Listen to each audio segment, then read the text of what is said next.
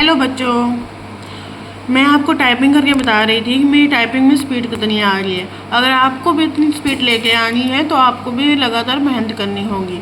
अगर आपको मतलब सेकंड रो वर्ड प्रैक्टिस में करना है तो आपको 1 मिनट टाइमर लगाकर ग्रे स्पीड 55 करनी होगी। एक्चुअली ज़्यादा करनी होगी क्योंकि मेरी एक्चुअली कम है, हमने गलती ज़्यादा कर दी है। एक्चुअली 90% तो ठीक ठाक है, पर 97 और 98% ज़्यादा अच्छी होती है। और नेट स्पीड अपनी 50 है तो मतलब ठीक है। अगर अपनी प्रैक्टिस जैसे जैसे हम प्रैक्टिस करेंगे वैसे वैसे अपनी स्पीड भी बढ़ जाएगी। अपने रॉन्ग कुछ ज़्यादा हो गए हैं इसलिए हमें 5 रॉन्ग है और रैंक अपनी एक्सीलेंट आ रही है। ये ठीक है पर रॉन्ग अपने ज़्यादा हो गए हैं।